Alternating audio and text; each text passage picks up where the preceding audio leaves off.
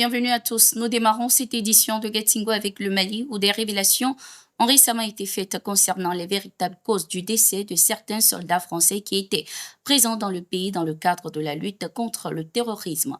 Dans une déclaration, l'ancien Premier ministre malien Choguel Kokala Maïga a indiqué que les 58 soldats de la force Barkhane et Serval qui se trouvaient au Mali n'étaient pas morts au combat. Cette prise de parole fait suite aux déclarations du 6 janvier 2025 du président français qui a qualifié les dirigeants africains d'ingrats, en partie à cause de la perte de ses soldats et la posture de souveraineté adoptée par ses chefs d'État pour dénoncer les accords militaires avec son pays. Les Maliens, les Burkinabés et les Nigériens, ce sont des milliers, sinon 1 million. Macron n'en parle pas. Il évoque les 58 soldats français. Qu'on ne fasse pas du commerce politique avec les noms des morts. Les 58 soldats morts au Mali, aucun d'entre eux n'est tombé au combat à l'exception du premier Damien Boiteux le jour de l'intervention de l'opération Serval. Quant aux autres, ils sont morts de maladies, d'accidents au Mali, au Burkina, au Niger, la majorité sur le territoire malien. Même Jean-Marie Bockel, dont Macron fait mention, son fils Pierre Bockel, est décédé dans un accident entre deux hélicoptères français. Cela n'a rien à voir avec l'armée malienne. Que les dirigeants français disent la vérité à leur peuple. Ils envoient les Français ici qui meurent dans des opérations et les populations françaises ne sont même pas informées. Ils viennent pour accomplir une mission impérialiste, a affirmé Choguel Kokala Maïga.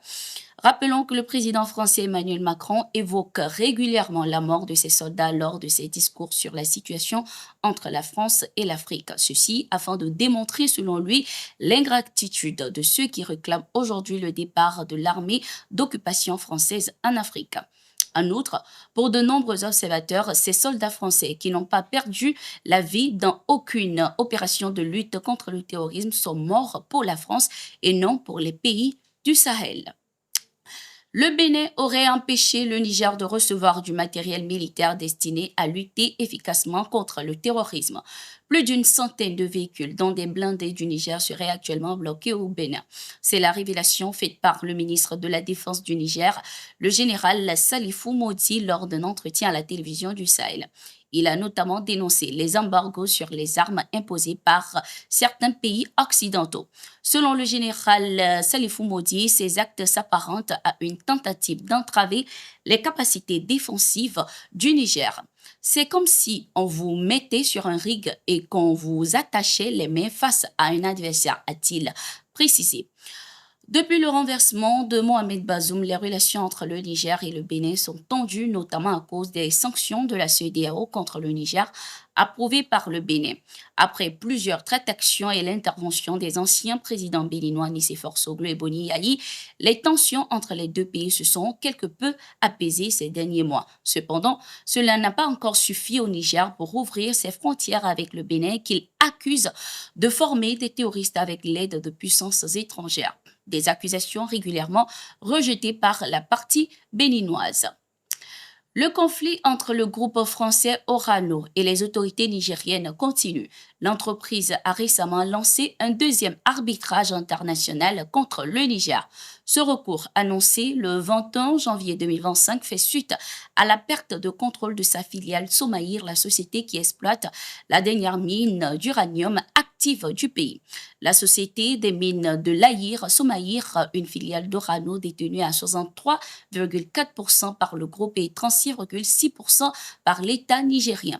Selon Orano, l'État nigérien aurait entravé la commercialisation de la production de la société, ce qui a aggravé sa situation financière. Le groupe a de ce fait déposé sa deuxième requête d'arbitrage auprès du Centre international pour le règlement des différends relatifs aux investissements. Ces nouvelles procédures d'arbitrage viennent s'ajouter à celles lancées en décembre dernier concernant la mine d'Imourachen. Orano engage ainsi deux fronts juridiques distincts pour défendre ses droits et récupérer les sommes qu'il estime lui être dues. De son côté, le Niger lutte pour sa souveraineté économique et n'a de cesse de dénoncer des accords jugés non bénéfiques pour l'intérêt de sa population. Direction le Mali. Les partis de l'opposition continuent de réclamer un retour à l'ordre constitutionnel. Ils exigent un calendrier électoral clair et bien défini. Dans une déclaration commune en date du 22 janvier 2025, ces partis revendiquent la mise en place d'un cadre de concertation inclusif.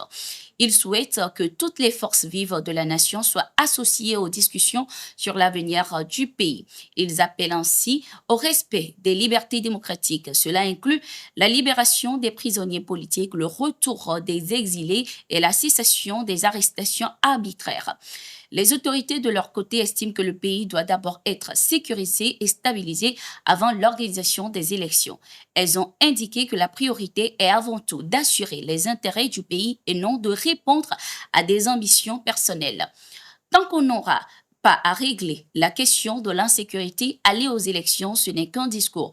Il faut du temps pour reconstruire notre pays, avait déclaré Choguel Maïga, alors Premier ministre. L'Union européenne souhaite continuer à soutenir le Burkina Faso dans plusieurs domaines.